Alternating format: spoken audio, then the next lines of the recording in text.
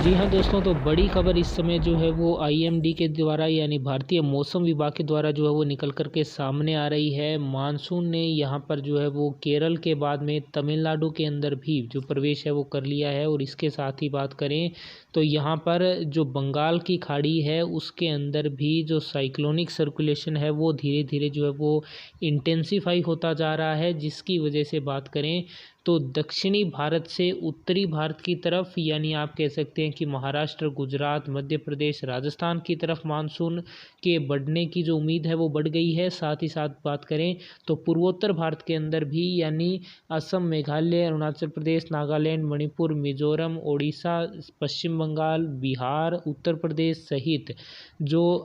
आप कह सकते हैं कि पूर्वी भारत के जो राज्य हैं उनके और भी जो मानसून का प्रभाव है वो आगे आने वाले दिनों के अंदर जो है वो देखने को मिल सकता है। इस वीडियो के अंदर दोस्तों मैं आपको बताने की कोशिश करूंगा कि आगे आने वाले लगभग 2-3 दिनों के अंदर किन किन राज्यों के अंदर जो बारिश की गतिविधियां हैं वो शुरू हो सकती है। और साथ ही साथ आपको ये भी एक जो है वो अंदाज़ा बताने की कोशिश करूंगा कि मध्य भारत और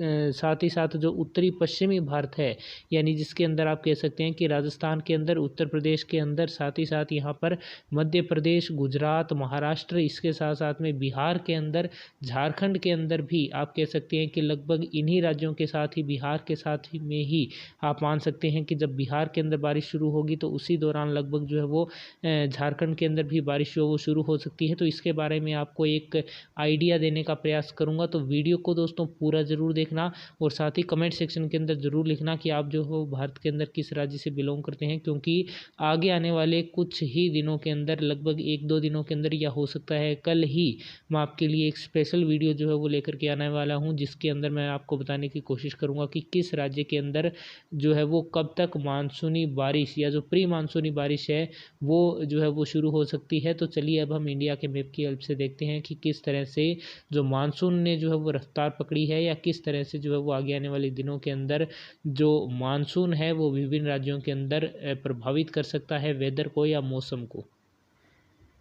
तो देखिए दोस्तों, अभी फ़िलहाल अगर बात की जाए लेटेस्ट अपडेट की तो जो मानसूनी ट्रफ है वो यहाँ पर जो है वो केरल और तमिलनाडु के अंदर जो है वो प्रवेश कर चुके हैं। यानी आप कह सकते हैं कि ऑफिशियली भारतीय मौसम विभाग के द्वारा यानी आईएमडी के द्वारा ये जो है वो घोषणा कर दी गई है कि तमिलनाडु के अंदर जो मानसून है वो प्रवेश कर चुका है।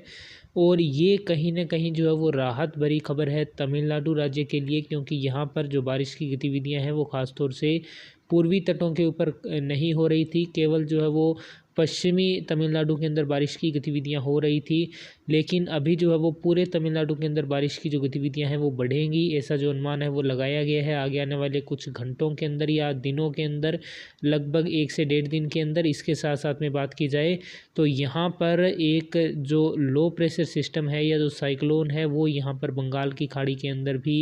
जो है वो अभी इंटेंसिफाई हो रहा है, जिसकी वजह से आगे आने वाले लगभग 48 घंटों के अंदर यानी आगे आने वाले लगभग 2 दिनों के अंदर इस जो मानसूनी ट्रफ है इसके अंदर और ज़्यादा बदलाव जो है वो देखने को मिल सकता है। और ये जो मानसूनी ट्रफ है ये पश्चिमी दिशा की तरफ यानी आप कह सकते हैं पूर्वोत्तर भारत के राज्यों की तरफ, यानी इसके अंदर कह सकते हैं कि सिक्किम के अंदर, अरुणाचल प्रदेश, नागालैंड, मणिपुर, मिजोरम, असम, मेघालय, इन राज्यों की तरफ। और साथ ही साथ बात करें तो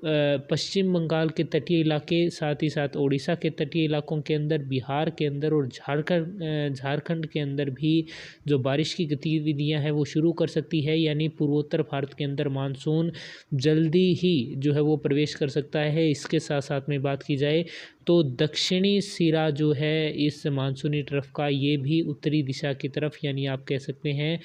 कि कर्नाटक की तरफ और आंध्र प्रदेश की तरफ जो है वो बढ़ने का अनुमान लगाया गया है। और इसके कारण बात करें तो आगे आने वाले लगभग 12 से 24 घंटों के अंदर ही कर्नाटक के अंदर और आंध्र प्रदेश के अंदर बारिश की जो गतिविधियां हैं वो बढ़ने का अनुमान लगाया गया है। इसी तरह से लगभग 24 से 48 घंटों के अंदर ही